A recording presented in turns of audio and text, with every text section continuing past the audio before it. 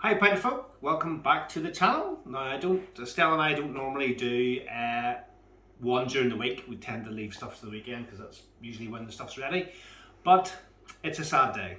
We've had yet another Pinter 2 explosion on the Facebook community.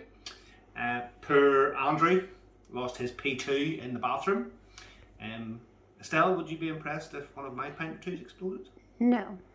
No, you wouldn't be. No. So,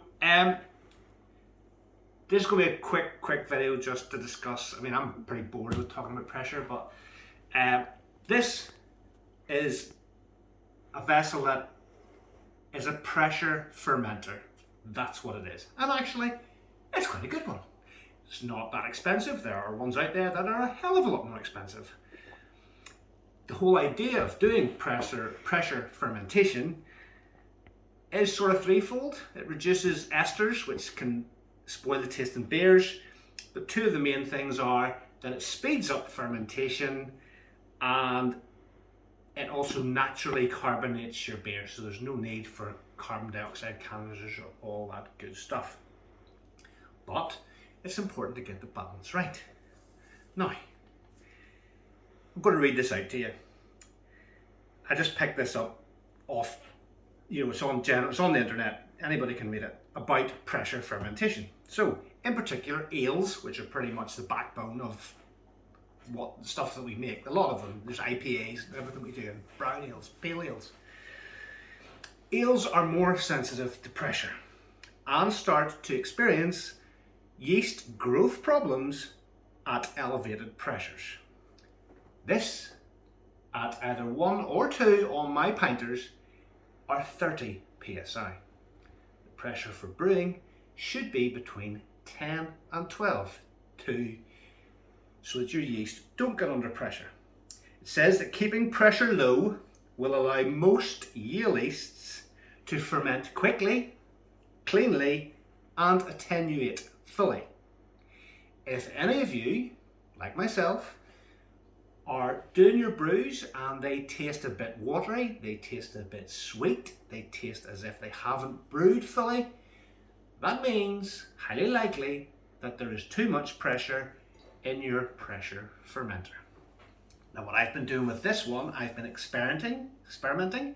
This is 4 saisons, and I took the pressure down sort of as much as I was comfortable with to half what this normally sits at. You took it down to 15. Yeah, at setting 1.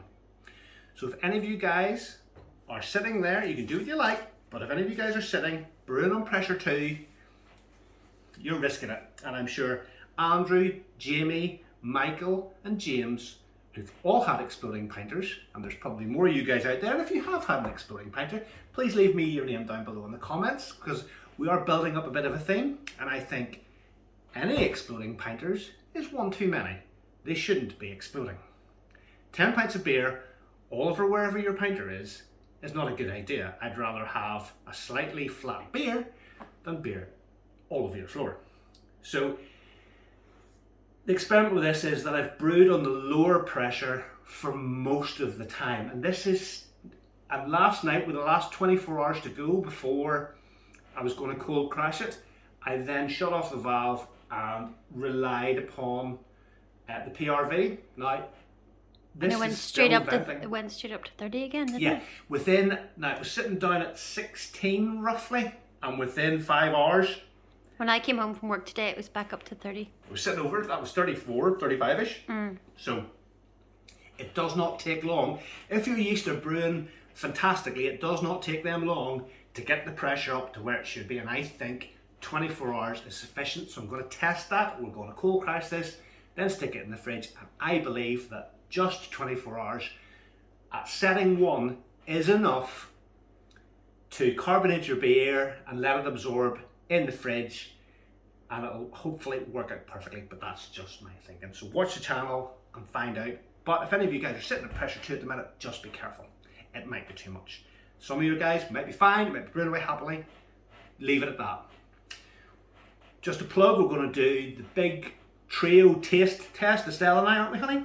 The weekend. On Saturday. We're going to do Winter Sun, Big Dipper, and Oh, Space Hopper, Space of course. Hopper. Yeah. Yep. We're going to sit down on Friday evening and we're going to taste all those. On Friday? I thought you said Saturday. No, we're going to do it on Friday because Friday. we're both off on Friday. So Okay. we'll do it on Friday evening. We'll shoot that video. And yeah, look forward to that, guys. But yeah, just be careful this thing, please. Don't forget to like and subscribe.